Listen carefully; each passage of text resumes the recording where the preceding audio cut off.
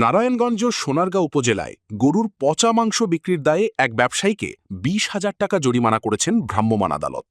জরিমানা অনাদায়ে তাকে ৭ দিনের বিনাশ্রম কারাদণ্ডের আদেশ দেওয়া হয়। তবে তাৎক্ষণিকভাবে জরিমানার অর্থ পরিশোধ করায় তাকে কারাগারে পাঠানো হয়নি। স্টাফ রিপোর্টার মোহাম্মদ নূর নবী জনি জানান, বৃহস্পতিবার বিকেল ৫:৩০টার দিকে মোগরাপাড়া চৌরাস্তা বাজার এলাকায় অভিযান চালিয়ে মাংস বিক্রেতা মোহাম্মদ আব্দুর মান্নানকে হাতে নাতে আটক করা হয়। তিনি উপজেলার বারুদি ইউনিয়নের বাসিন্দা। উপজেলা সহকারী কমিশনার ভূমি ও ভ্রাম্যমাণ আদালতের নির্বাহী ম্যাজিস্ট্রেট তৌফিকুর রহমান বিকেল ৫:৩০টার দিকে ঘটনাস্থলে উপস্থিত হয়ে ভোক্তা অধিকার সংরক্ষণ আইনে এই দণ্ডাদেশ দেন। অভিযানে উপজেলা ভেটেরিনারি সার্জন ও সোনারগাঁ থানার পুলিশ সদস্যরা উপস্থিত ছিলেন। স্থানীয় সূত্রে জানা গেছে, এক মাংস ক্রেতা মাংস ক্রয় করে বাড়িতে নেয়ার পর মাংসের ভিতরে পোকা দেখতে পান এবং মাংস থেকে দুর্গন্ধ ছড়ালে তাৎক্ষণিক দোকানদারকে মাংস ফেরত দেন। দোকানদার মাংস ফেরত নিতে অনীহা প্রকাশ করলে স্থানীয়রা এগিয়ে এসে অন্যান্য মাংস দুর্গন্ধ এবং পোকাযুক্ত দেখতে পান। পরে তারা ওই ব্যবসায়ীকে আটক করে প্রশাসনকে খবর দেন। ঘটনাস্থলে গিয়ে প্রশাসনের সংশ্লিষ্ট লোকজন মাংস পচা থাকার সত্যতা পান। পরে এই সব মাংস জব্দ করে জনসমক্ষে ধ্বংস করে মাটিতে পুঁতে ফেলা হয়।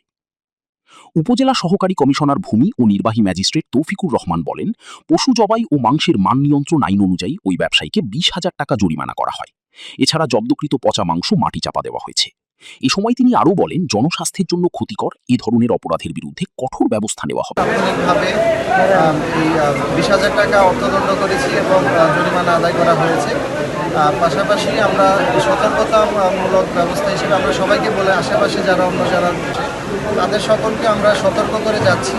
পরবর্তীতে যদি আমরা এই ধরনের একটি অপরাধের আবার পুনরাবৃত্তি দেখতে পাই, তাহলে আমরা আইনের যেটা সর্বোচ্চ প্রয়োগ আমরা সেদিকে যাব।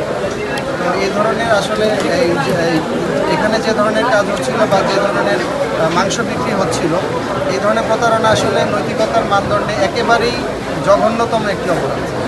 আমরা যেটুকু আমাদের আইনানুগভাবে ব্যবস্থা নেওয়া সবটুকুই আমরা নিব এবং পাশাপাশি এখানে আসলে জনগণের মধ্যে সচেতনতা গড়ে ওঠা দরকার। আসলে আমি বিশ্বাস করি যে এই মেসেজটা সবার কাছে পৌঁছে গেলে যারা ক্রেতা আছে, বিক্রেতাদের পাশাপাশি যারা ক্রেতা আছে তাদেরও আসলে সচেতনতা দরকার। তাদের মধ্যে সচেতনতাটা গড়ে উঠবে বলে আমরা আশা করছি। ধন্যবাদ। আচ্ছা, আরেকটা বিষয় হচ্ছে, এখানে প্রতারিত যে ভোক্তা আছে তিনি তো ৩ কেজি মাংসই আমার ফেরত দিয়েছেন, তার ব্যাপারে মানে কি করবেন? আচ্ছা, এখানে আমরা টাকা ফেরত দিয়েছি।